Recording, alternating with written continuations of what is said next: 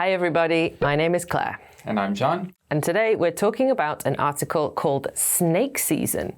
And I won't spoil what this is about because it was a surprise to me when I read it. Yeah. It is about snakes and it does reference a season of the year.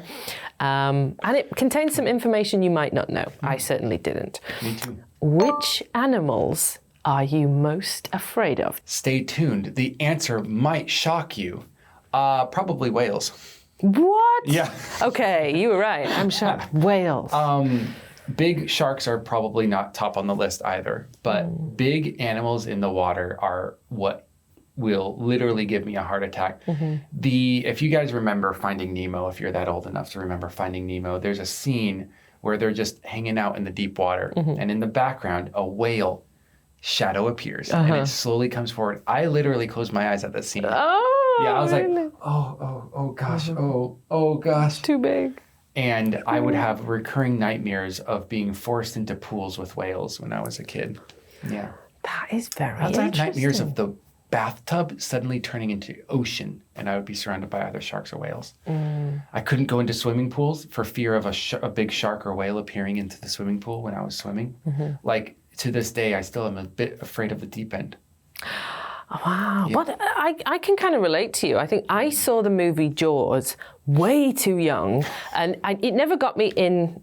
I didn't fear it in swimming pools. I could understand. Yeah. I could keep my cool, but in the sea, even though I could swim really well, I'm dead afraid of what's down there. My dad was swimming because he lived in California back in his day. And he was swimming out in the ocean, riptide came. And he got he wasn't in the middle, he was on the side, and it kind of pushed him out a bit too far. And he was like, oh, I gotta swim back. And suddenly the water just under him. And he's like, well, that was weird. And he's just like, maybe it's a wave. And then just next to him, humpback. Whoosh. A humpback, they're enormous. And he was just like, as fast as he could. And I was like, just telling that story, I was like, I would probably die. Yeah.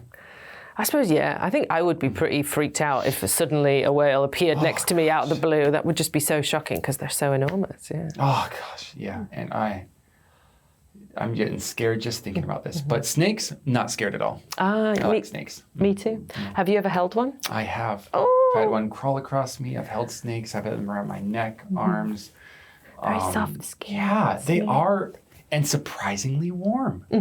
Yeah. I'm like, oh, hello. And you can feel the muscle. It's so, snakes are cool. That is, I think, it was a bit of a shock, I guess, when I first held quite a big snake. They're a lot stronger than you imagine. Yes. Yeah. So I can see why some people might be freaked out. Like, what if it gets around your neck and then... Yeah, because with boa constrictors, you're like, how can that kill someone? You're like, oh, because they were literally, they're not a child.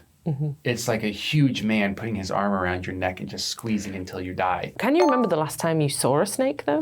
It was in Korea because there was this animal cafe thing and they had snakes there.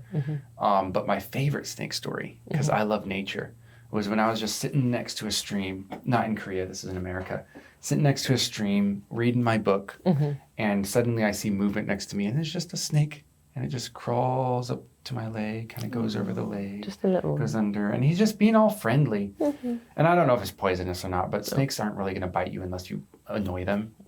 So I was just like, oh, and it felt like the Disney moment where all the birds come to you. Oh, you know what I mean? Is that in Bambi or? Yeah. No, it's Snow White when she calls to the. Also, yeah, I think it's Snow White. Yeah.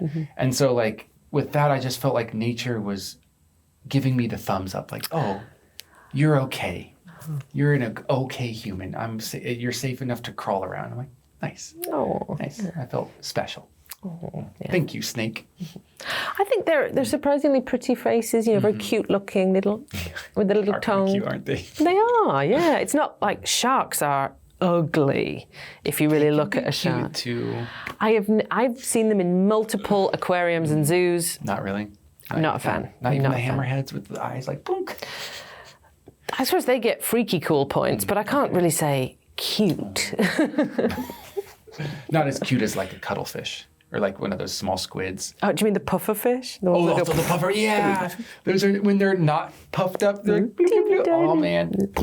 Yeah. Let's go ahead and read the article, and maybe you will learn some good advice. Snake season. Korea is a natural habitat for several species of poisonous snakes, and they can be found even in urban areas. The parks along the shores of the Han River are especially likely spots to encounter snakes, particularly in the autumn, when they are trying to fatten up before hibernating through the winter months. Pets and small children are at highest risk. The good news is that most snakes in Korea are not naturally aggressive. If you run into one, stay as quiet as possible and slowly back away.